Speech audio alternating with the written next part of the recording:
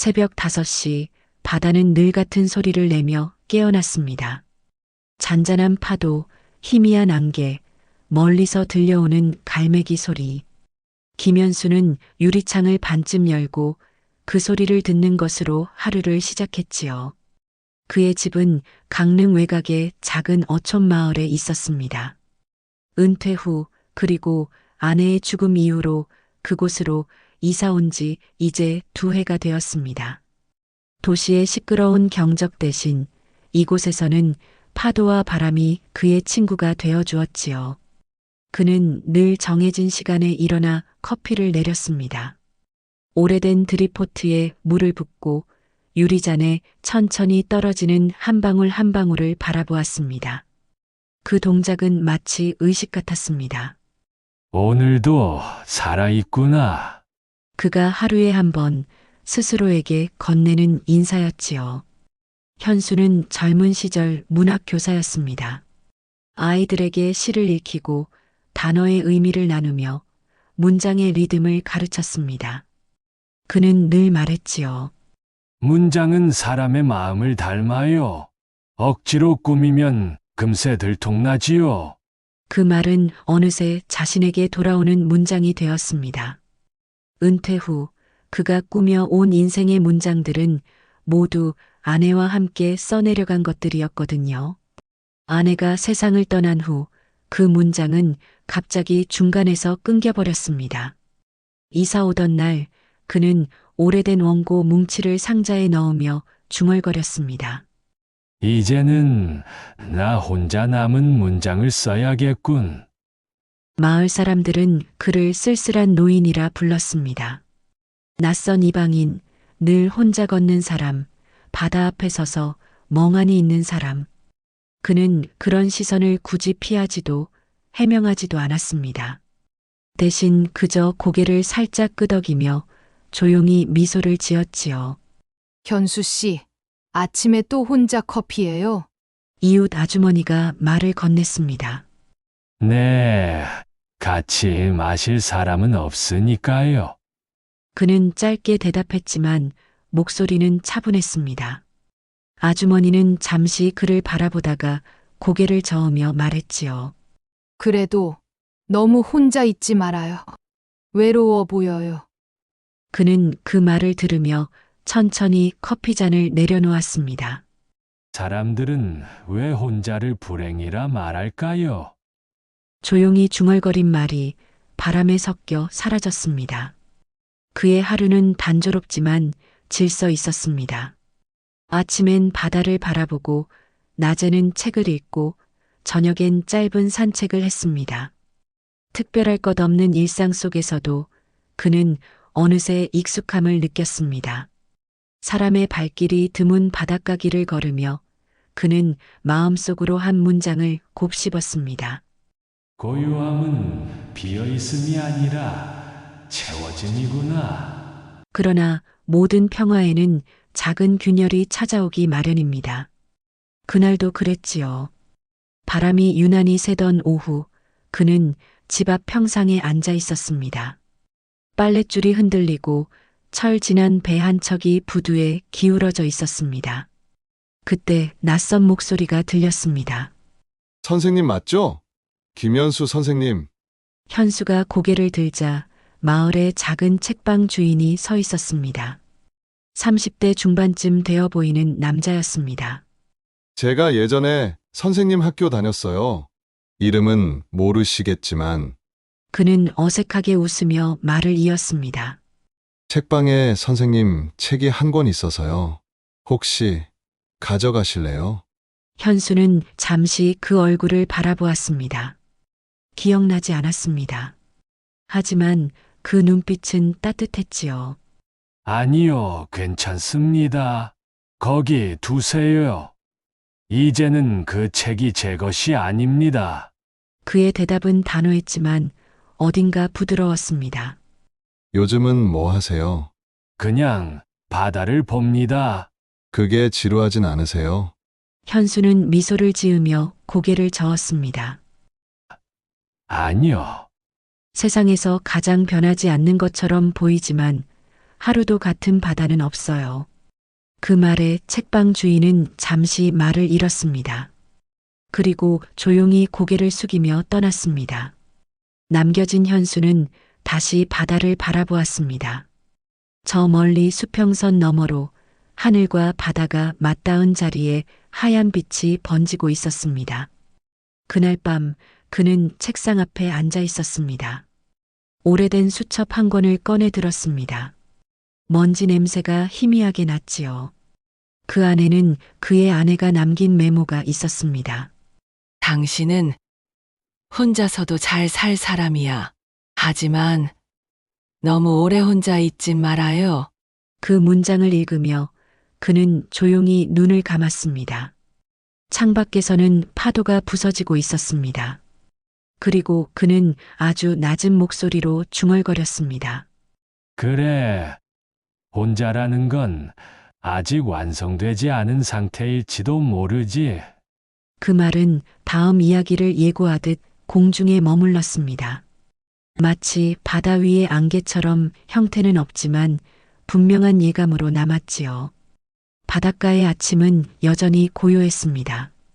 그러나 그 고요함 속에서 김현수는 조금씩 낯선 무게를 느끼기 시작했습니다. 그것은 바람처럼 보이지 않지만 분명히 존재하는 시선이었습니다.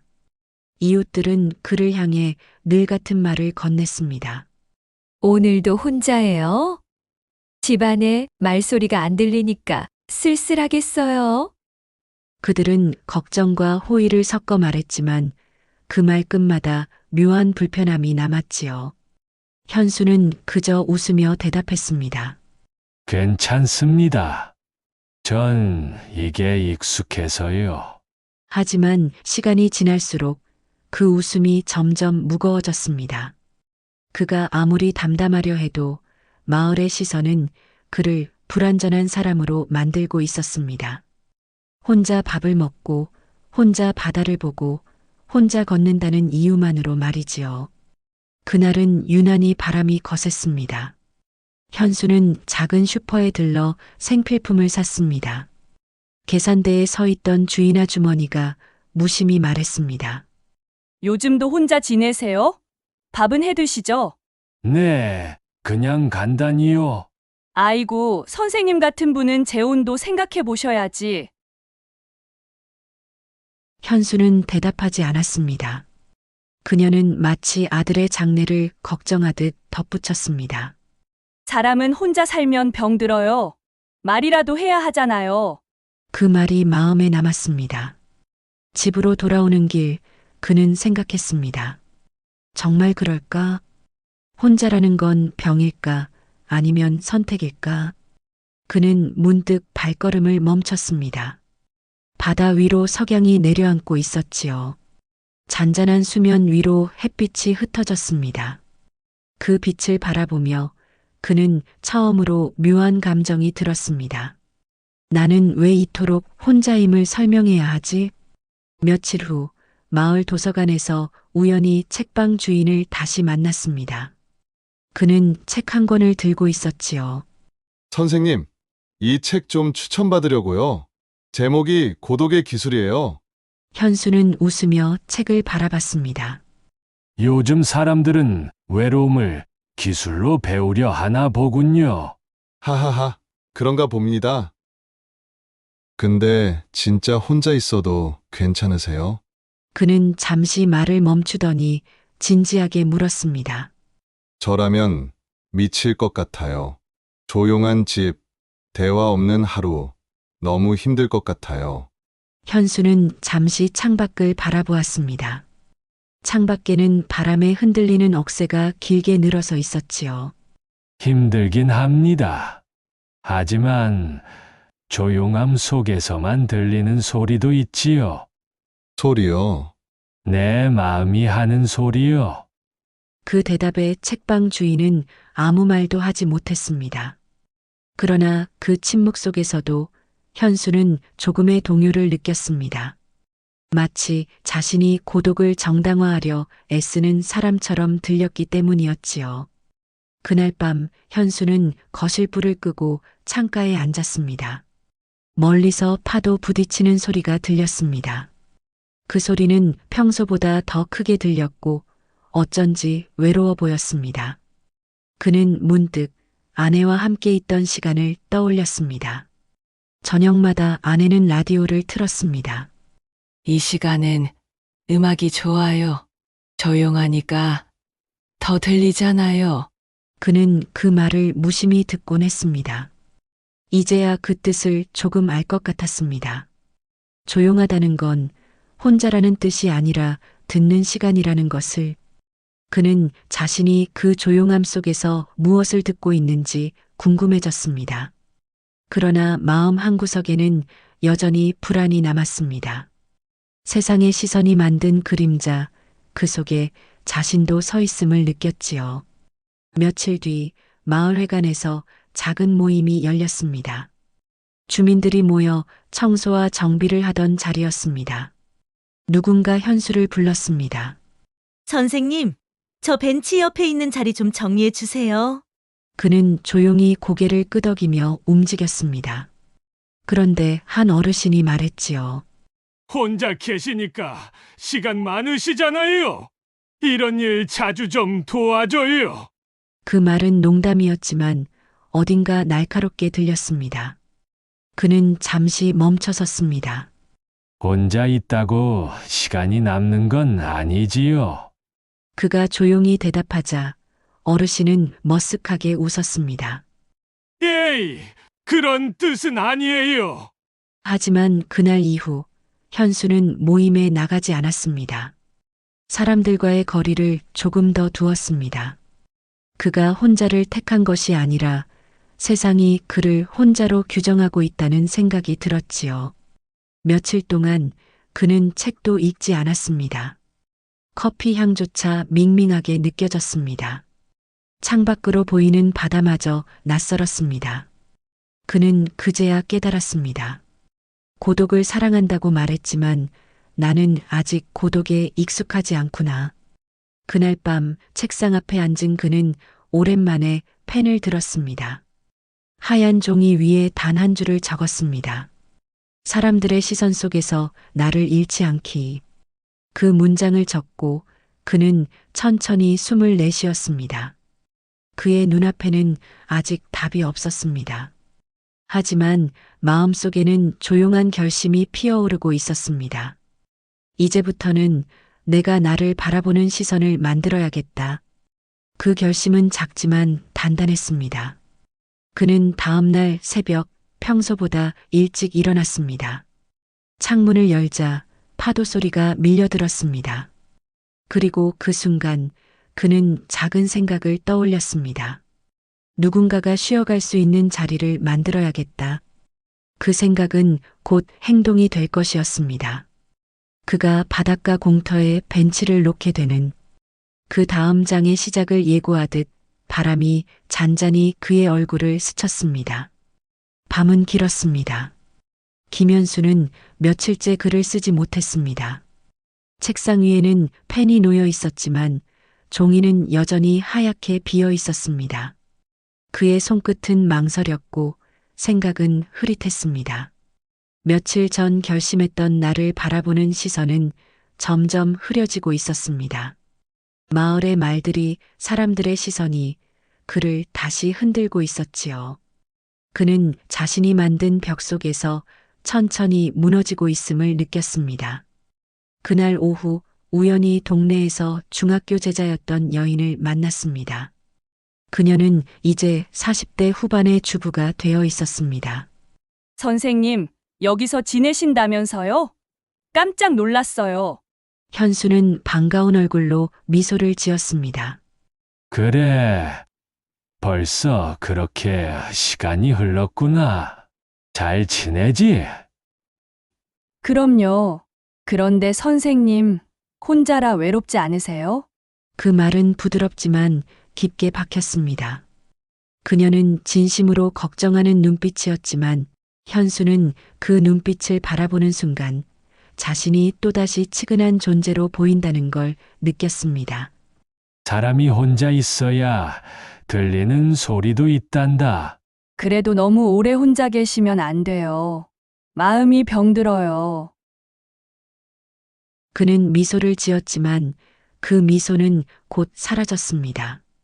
그녀가 떠난 뒤 현수는 오랜만에 술 한 병을 샀습니다. 집으로 돌아와 마주한 것은 조용한 방 그리고 시계 초침 소리뿐이었습니다. 그는 잔에 술을 따르며 혼잣말처럼 중얼거렸습니다. 사람이 혼자 살아도 괜찮다고 정말 그럴까?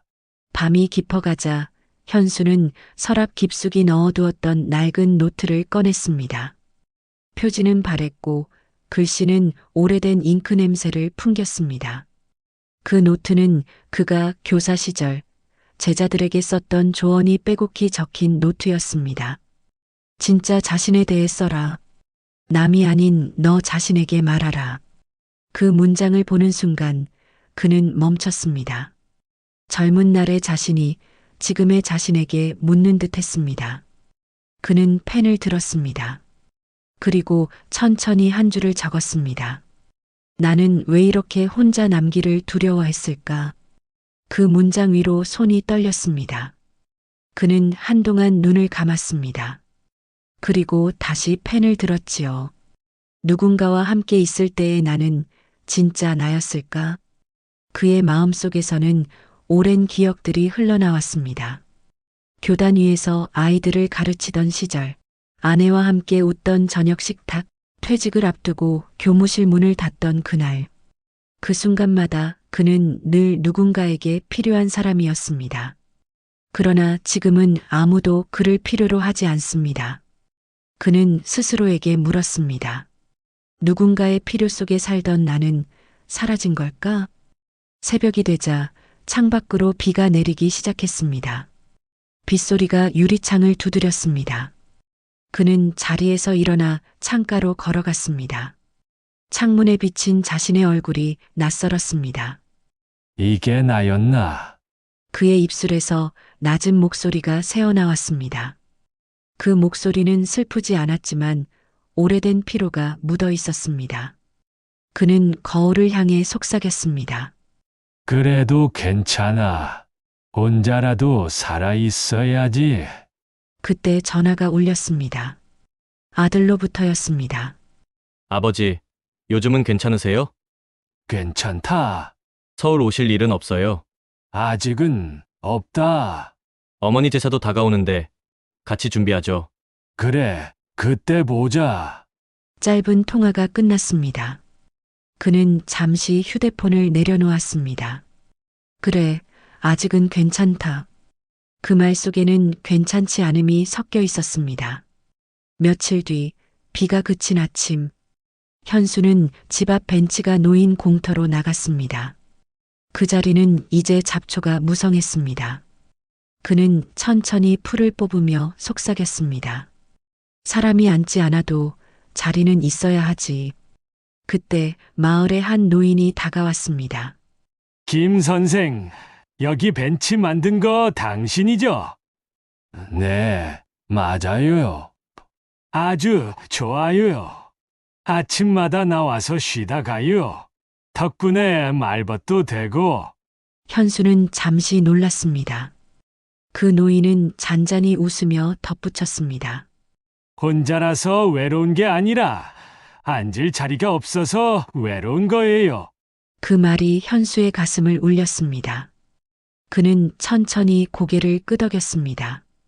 그리고 마음속에서 오래 묵은 무언가가 풀려나가는 느낌이 들었습니다. 그날 밤 다시 노트를 펼친 그는 새로운 문장을 적었습니다. 혼자라는 건 빈자리를 느끼는 일이다. 하지만 그 빈자리는 언젠가 누군가의 쉼이 된다. 그 문장을 쓰며 그는 처음으로 마음이 조금 가벼워짐을 느꼈습니다. 바깥에서는 파도 소리가 잔잔히 들렸습니다. 그 소리 속에 아내의 웃음이, 제자들의 목소리가, 그리고 자신의 숨소리가 함께 섞여 있었습니다. 그는 펜을 내려놓고 조용히 속삭였습니다. 나는 혼자다. 그러나 이제 완전히 비어있지는 않다. 창밖으로 새벽 햇살이 비쳐들었습니다. 하얀 종이 위로 빛이 번졌습니다. 그 빛 속에서 그는 작게 웃었습니다. 아직 삶은 끝나지 않았고 아직 이야기할 말이 남아 있었습니다. 그는 다시 펜을 들어 글을 이어 적었습니다. 내가 쓴 이 글이 누군가의 새벽이 되기를. 김현수는 아침부터 바닷가 공터를 걸었습니다. 지난밤 노트에 적은 문장을 떠올리며 마음이 조금 가벼워진 상태였습니다. 혼자라도 빈자리는 의미가 있구나. 그는 작은 결심을 했다. 바로 벤치를 하나 세우는 일이었습니다. 마을 사람들이 잠시라도 앉아 쉴 수 있도록 그저 편안한 자리를 만들고 싶었습니다. 그것은 단순한 행동이었지만 현수에게는 큰 의미였습니다. 스스로를 위한 자리, 그리고 누군가를 위한 자리. 첫날 그는 벤치 설치를 위해 나무를 사왔습니다. 손에는 장갑, 머리에는 모자가 흘러내렸지만 그는 개의치 않았습니다. 하나하나 조심스럽게 넘어지지 않게. 햇살이 비치는 아침, 바람이 잔잔히 불었습니다. 이웃 중 한 명인 김할아버지가 다가왔습니다. 현수야, 무슨 일로 이런 걸 하는 거야? 그냥 지나가는 사람들이 앉을 수 있게요. 혼자 하기에 벅차지 않겠냐? 혼자 해도 괜찮습니다. 중요한 건 자리를 만드는 것이니까요. 그 말에 김할아버지는 잠시 웃더니 그럼 내가 도와주지. 하고 말했습니다. 현수는 잠깐 놀랐지만 곧 고개를 끄덕이며 함께 나무를 옮기기 시작했습니다. 벤치를 설치하는 동안 현수는 과거를 떠올렸습니다. 아내와 함께 정원에 앉아 차를 마시던 날, 제자들과 학교 운동장에서 쉬던 날들. 그때의 따뜻한 순간들은 이제 자신만의 기억으로 남았지만 이제는 다른 사람과 공유할 수 있는 방식으로 되살리고 싶었습니다. 작업은 생각보다 오래 걸렸습니다. 하지만 두 사람은 서로 말없이 손짓으로 함께 움직였습니다. 말이 적었지만 마음은 서로를 이해했습니다. 좋아요. 이제 거의 다 됐네요. 그래, 딱 맞네. 앉아봐도 되겠군. 벤치가 자리 잡자 지나가던 젊은 부부가 다가왔습니다. 선생님, 이거 저희가 앉아도 되나요? 물론이지요. 그들은 벤치에 앉아 잠시 바다를 바라보았습니다. 현수는 그 모습을 흐뭇하게 지켜보며 처음으로 마음 깊이 웃었습니다. 며칠이 지나면서 벤치는 작은 변화의 중심이 되었습니다. 마을 사람들은 자연스럽게 벤치에 앉아 쉬며 대화를 나눴습니다. 때로는 현수가 그 자리에 앉아 잠시 책을 읽기도 했습니다. 사람들은 그에게 말을 걸었습니다. 선생님 덕분에 아침이 더 편안해졌어요. 벤치 덕분에 바다를 보며 마음을 정리할 수 있어요. 현수는 처음으로 자신이 혼자가 아닌 느낌을 받았습니다. 그동안 자신을 둘러싼 외로움과 시선의 부담이 조금씩 사라졌습니다. 그리고 깨달았습니다. 고독은 반드시 부정적인 것이 아니라 준비와 성찰의 시간이 될 수 있다는 것을. 그날 저녁 그는 다시 노트를 펼쳤습니다. 혼자라는 건 빈자리를 느끼는 일이다. 그러나 빈자리는 누군가의 쉼이 된다. 이 문장을 다시 읽으며 그는 미소 지었습니다.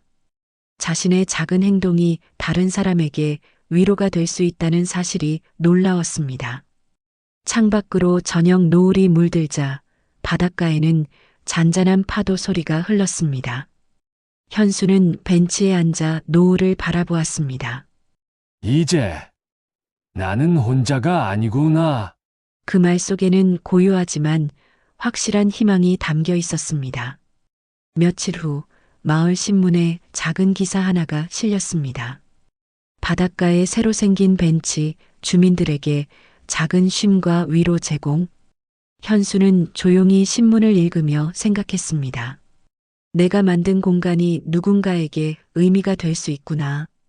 그날 밤 그는 벤치 앞에서 다시 서서 속삭였습니다. 혼자가 아니라 온전함으로 살아가는 거구나. 김현수의 하루는 예전과 달라졌습니다. 아침에 눈을 뜨면 먼저 벤치 쪽을 바라보았습니다. 그곳에는 이미 몇몇 주민들이 앉아 있거나 지나가며 잠시 쉬고 있었습니다. 좋은 아침입니다. 그의 목소리에 사람들은 웃음으로 답했습니다. 지난 며칠 동안 그는 작은 변화를 경험했습니다. 마을 사람들과의 거리가 조금씩 좁혀지고 인사와 대화가 자연스러워졌습니다. 옛날 같으면 누군가와 가까워지는 게 부담스러웠을 텐데 이제는 달랐습니다.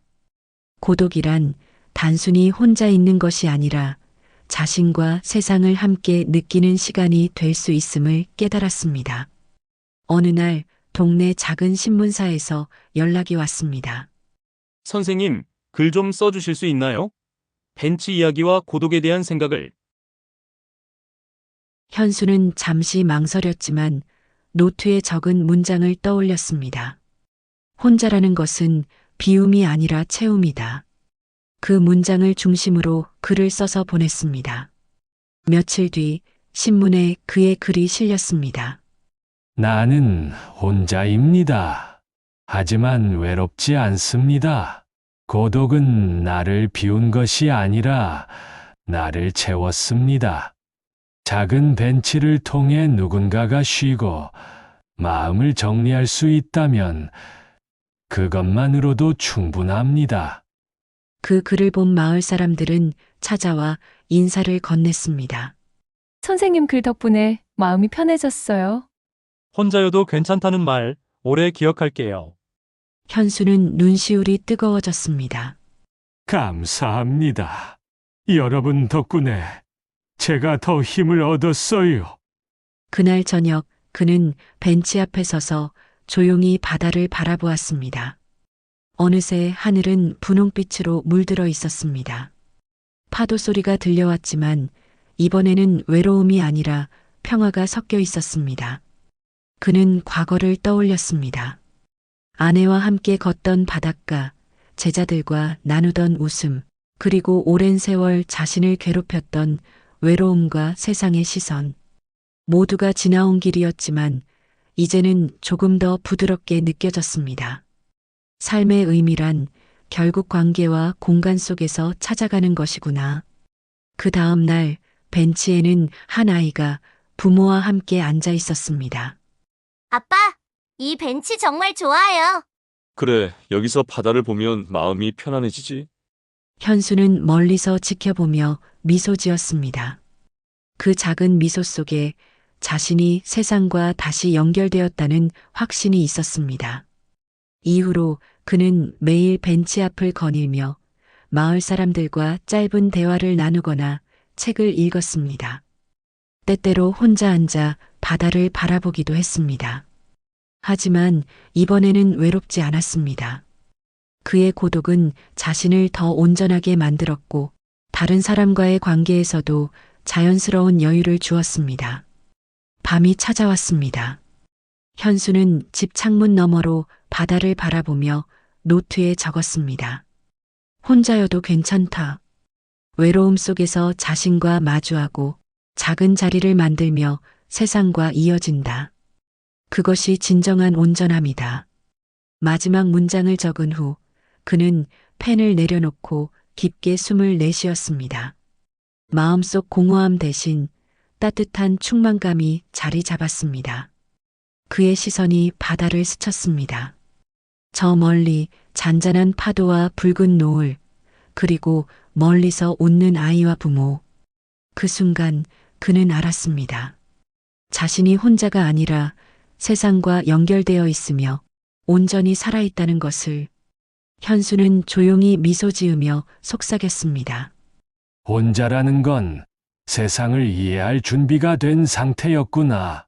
혼자 있는 시간 속에서 자신과 마주하며 내면을 채울 수 있습니다. 고독은 결코 불행이 아니라 자신을 이해하고 세상을 바라보는 힘을 주는 시간입니다. 오늘 영상은 여기까지입니다. 함께 공감하고 나누는 공간, 브라보 인생. 좋아요와 구독은 큰 응원이 됩니다. 앞으로도 좋은 이야기로 찾아뵙겠습니다. 감사합니다.